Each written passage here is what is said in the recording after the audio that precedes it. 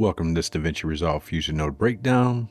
Today's node is the uVariant node, and this is the last USD node for Fusion, for right now anyway. And if you guys been liking these videos, make sure you subscribe and like if you want, because we're getting way more views than we have subscribers. And if we want to build our little community here, the more subscribers, the better.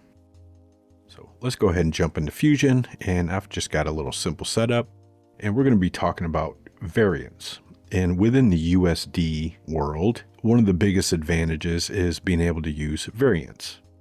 So if you have, say, a car, so you're bringing a car model, instead of making tons of different car models, we can create variants with those models. And unfortunately, you're limited to what programs you can actually code your variants correctly. So like in Blender, which is a great free program, we can make variants of our models, but we can't export those true USD variants.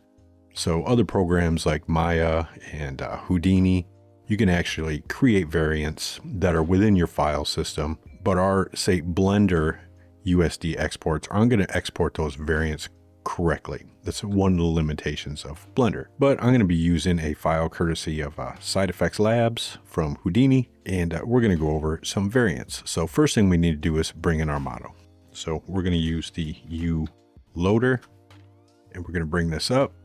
And under all my assets, I have this jar, and this jar has a whole bunch of different variants to it.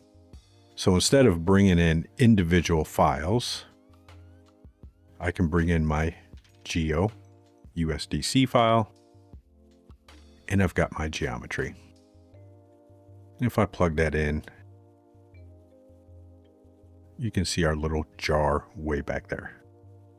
And I'm not going to use a transform because on our variant node, we actually can transform. So if I want to, say, take this jar and create tons of different variances of it, and say fill up a shelf with a whole bunch of different props, instead of bringing in multiple files to do that and moving them around, I can use this single file and use a variant node. So let's go ahead and bring in a uVariant. And once I bring that in, that's going to read our geo file here. And if I go to our primitive selection, you can see we've got our jar, and in here we've got a simple proxy along with a render and a proxy shape. But I'm going to leave this blank because this is just a jar. But if our little geo USDC here contained multiple models, we'd go in here and select which one we want to select our variant from. But since it's just one single jar, we don't need to select a primitive. But down here under the variant set, we can select what set of variants we want to select from, and it's our geo. And once we select our geo set, we're going to have a selection of what different variants we have. So I'm going to select tall lid herb 3, and you probably can't see, but we have a new model there. So let's go to our transform, which is also part of this variant node. We can transform our model in our little 3D world here. So we have a variant of that model. And what's great, like I said, instead of copying this, all we have to do is copy this variant node. We can bring this one in, merge it. Let's go ahead and transform it on our X there to move it out of the way. And if we go to our variant, instead of our tall lid herb 3, we can select tall lid herb 2. And we can rescale that if we want. Bring it down.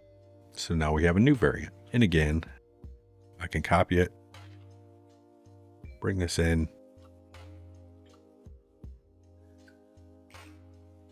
plug it into our merge. Let's go ahead and transform this one.